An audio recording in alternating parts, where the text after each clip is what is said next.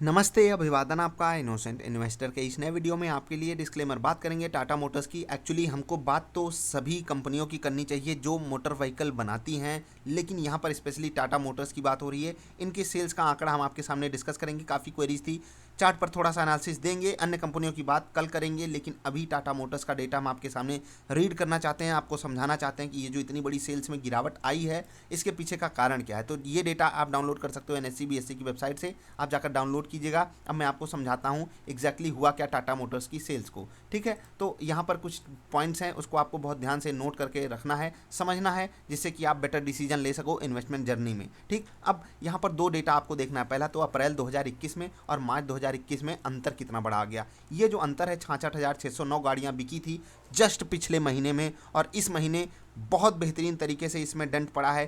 Close to 40% का dent आपको देखने को मिल रहा है।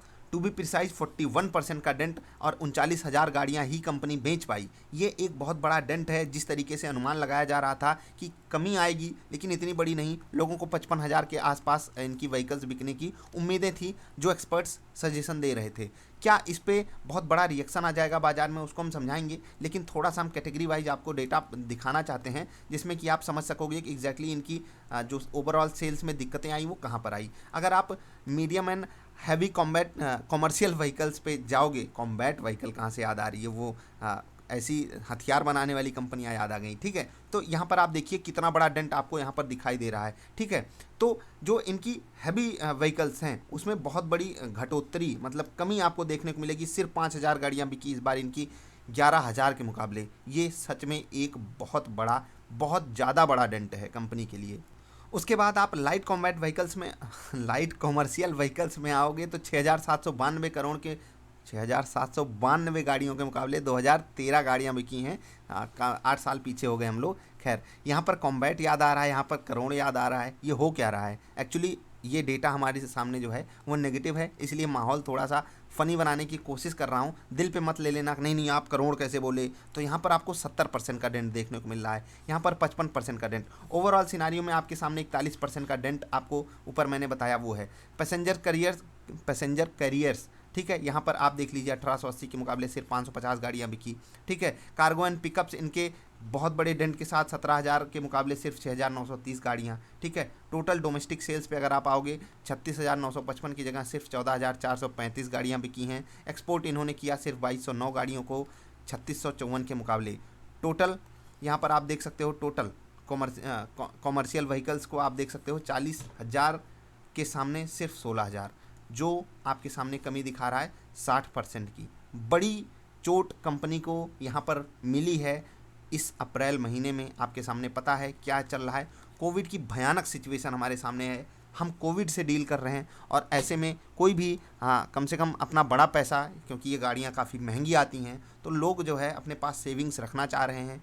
नई गाड़ी में इन्वेस्टमेंट करना नहीं है, प्लस लोगों को बाहर भी नहीं निकलना है। आप देखोगे तो दो पहिया वाहनों की भी बिक्री कम हुई है। जब लोगों को बाहर निकलना ही नहीं है, बाहर निकलने ही नहीं दिया जा रहा है, तो लोग खरीदेंगे कैसे? मतलब ये चीज़ ऐसा नहीं है कि एकदम अचानक से हो गया। ठीक है, लोगों ने जो अनुमान लगाया था वो अलग अलग पैरामीटर्स पे लगाया था, लेकिन किसी को नहीं पता था लॉकडाउन जैसी सिचुएशन आएगी, या फिर कुछ ऐसा हो जाएगा लोग घर से बाहर निकलना छोड़ देंगे, कुछ ऐसा होगा कि शोरूम वगैरह में जो एम्प्लॉयज़ हैं उनकी कमी हो जाएगी। बहुत बहुत दिक्कतें हैं, आपको पता है। तो इस चीज़ को हम एक्सेप्ट तो नहीं कर रहे हैं कि चलो कंपनी की इस परफॉर्मेंस को हम जस्टिफाई कर दें, लेकिन इसके पीछे जो कारण है वो हमको समझ में आ रहा है। इसलिए हमको बहुत बड़ा ऐसा नहीं मान लेना है कि नहीं नहीं सब कुछ ख़त्म हो गया, सब कुछ बर्बाद हो गया। अब टोटल पैसेंजर व्हीकल्स पे आते हैं। ठीक है, जहाँ पर कंपनी ने निराश तो किया, लेकिन यहाँ पर दिल खुश वाली फीलिंग इसलिए आई क्योंकि इसने जो है, जो आपने कॉमर्शियल व्हीकल्स को देखा और यहाँ पर पैसेंजर व्हीकल्स को जब आप देखने आओगे तो 29,000 के मुकाबले 25,000 गाड़ियाँ बिकी हैं। यहाँ पर आपको सिर्फ 15% का डेंट देखने को मिल रहा है, और इन दोनों को जब आप कंबाइन करके एवरेज निकालोगे तो आपका एवरेज जो है वो 41% के आसपास का आ रहा है, जो कि मैंने आपको अभी शुरुआत में बताया। तो ठीक है, पैसेंजर व्हीकल्स इनकी बिकी हैं, दबा कर बिकी हैं, लेकिन चोट पड़ी है मार्च महीने से। और जो यहाँ पर आपने डेटा देखा, इसमें आपको बड़ी चोट 60% की चोट देखने को मिल रही है। 60% सेल्स गिर जाना ये किसी भी कंपनी के लिए अच्छा सिग्नल नहीं होता है, टाटा मोटर्स के लिए खासकर, क्योंकि ये एक मतलब पिछले कुछ दिनों में एक बड़ा मोमेंटम भी दिखा चुके थे। अब ये ऐसा मोमेंटम नहीं था कि हम इसको डाइजेस्ट ना कर पाएँ, लेकिन ऐसा मोमेंटम आना किसी को एक्सपेक्टेड था नहीं। ठीक है, सबको लग रहा था कंपनी बहुत औने पौने लेवल्स पे चली जा रही है, लेकिन अभी ये 300 के नीचे स्थिरता से बन गई है। कई बार मतलब 1, 2, तीसरी चौथी बार यहाँ पर कोशिश हो रही है 300 के नीचे एक कंपनी एक सपोर्ट कहीं ढूंढ ले और फिर वहाँ से रिवर्स कर जाए, लेकिन इसके लिए बाजार का सहारा इसको मिलना बहुत ज़रूरी है। क्या इस खबर से टाटा मोटर्स या जो गाड़ियों की कंपनियां हैं इनमें एक बड़ा डेंट हमको देखने को मिलेगा? देखो, 2 दिन से जो डेंट यहाँ पर देखने को मिला वो बाजार की मतलब करामात है, बाजार ने ऐसा किया, लेकिन डेंट तो आपको देखने को मिलने ही वाला है। ठीक, आज नहीं तो कल ये चीज़ आपके सामने प्राइस में आएगी ही। मैंने आपको कई सारे रेट्स बताए हुए हैं, तो बहुत ज़्यादा चांसेस है कि टाटा मोटर्स इस न्यूज़ पे और बाज़ार के माहौल को देखते हुए आपको 260 के आसपास मिल जाए, तो वहाँ पर आप एक बार रिव्यू कीजिएगा अपनी पोजीशन को और बाइंग के बारे में सोच सकते हो। वहाँ पर मैं ये नहीं कह रहा हूँ वहाँ पर बाइंग कर लेना, वहाँ पर सोच सकते हो और अपने हिसाब से स्मार्ट डिसीजन ले सकते हो। वीडियोज़ अवेलेबल हैं, उनको आप ज़रूर देखिएगा, तभी आप चीज़ें समझ पाओगे। अब कुछ लोग कहेंगे मेरे पास तो ऊपर का लेवल है, मैं क्या करूं, मैं एग्जिट कर जाऊं, ये कर जाऊं, वो कर जाऊं। देखो, अगर आपने ऊपर कहीं खरीदा है मतलब आपको स्टॉक के ऊपर कॉन्फिडेंस है, और अगर आप कॉन्फिडेंस में हो तो अगर आपका अच्छा स्टॉक नीचे के लेवल पे मिल रहा है तो आपको ऐड करना चाहिए ना। जी हाँ, ऐड करना चाहिए। जब भी आपको लगे कि हाँ ये रेट आ गया है, अब इसके नीचे बहुत ज़्यादा गुंजाइश नहीं है स्टॉक के गिर जाने की, वहाँ पर आपको एवरेज करना है। अब जो ओवरऑल सिनारियो बना, क्या इस सिनारियो में हमारे सामने ऐसी कोई सिचुएशन आ सकती है कि स्टॉक ऊपर चला जाए, गिरे ही ना? जी हाँ, अगर बाजार मजबूत हो गई तो स्टॉक ऊपर भी जा सकता है। मैं आपको ये चीज़ बार बार बोलता हूँ कि बड़ा प्लेयर ही स्टॉक के प्राइस में मोमेंटम लाता है। हम आपको बस स्मार्ट डिसीजन लेना है, अपना लेवल आइडेंटिफाई करके बैठे रहना है। जैसे शेर हिरन के शिकार के लिए एकदम बैठा रहता है ना, बस वैसे ही समझिए। आपका ये शेर नहीं, हिरन समझिए इसको, टूट पड़िए। अब मैं ये नहीं कह रहा हूँ आप शिकार जाकर सीख लीजिए या नॉनवेज खाना चालू कर दीजिए, ठीक है? तो थोड़ा सा अलर्ट रहो उन सब मामलों में भी। अच्छे इंसान बनो, अच्छे इंसान बन करके अच्छा इन्वेस्टमेंट करोगे तो वहाँ पर ज़्यादा मज़ा आने वाला है आपको। तो ये जो डेटा हमारे सामने भले नेगेटिव हो, लेकिन इसमें भी हमको पॉजिटिविटी ये निकालनी है कि टाटा मोटर्स, जिनका मैनेजमेंट काफ़ी रिसेंट डेज में अग्रेसिव हुआ है, वो स्टॉक हमको नीचे के लेवल पे मिल सकता है, और ये हमारे लिए इन्वेस्टर्स के लिए कम से कम खास कर ये बहुत बेटर चीज़ होगी। उनको बेटर रेट मिल पाएंगे। जिनके पास ऊपर का लेवल है वो अपने हिसाब से डिसीजन लें।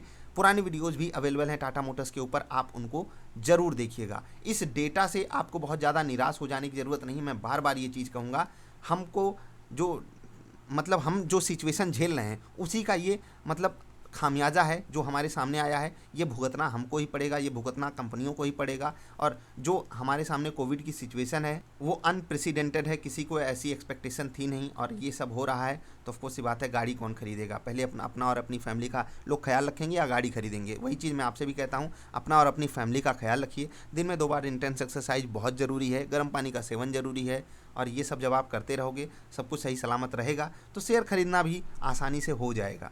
सही लेवल्स आइडेंटिफाई कर लीजिए, वीडियोज़ पुरानी अवेलेबल हैं, देख लीजिए, आप खुद से डिसीजन ले पाओगे कि स्टॉक कहाँ पर हमको खरीदना चाहिए और ख़रीद के बेचना कब चाहिए। ट्रेडर हो तो कब बेचो, स्विंग ट्रेडर हो तो कब बेचो, और शॉर्ट टर्म इन्वेस्टर हो तो कब बेचो, और अगर इन्वेस्टर हो तो कब खरीदो। केवल इस पर फोकस किया कीजिए। टाइम होराइजन आए तब बेचने के बारे में सोचा कीजिए। LIC वाली वीडियो जो अपलोडेड है वो आपके लिए मस्ट वॉच है, उसको जरूर देखिएगा, तब आप समझ पाओगे एक लॉन्ग टर्म इन्वेस्टर की सोच किस तरीके की होनी चाहिए। अभी के लिए इतना ही। अन्य कंपनियों के ऊपर वीडियोस आएंगी जिनके सेल्स के बारे में हम डिस्कशन करेंगे। टाटा मोटर्स पे अलग से बहुत सारे क्वेश्चंस थे, इसलिए हमने इनकी वीडियो अलग से बना दी। अभी के लिए इतना ही, मिलेंगे फिर से, तब तक के लिए नमस्कार।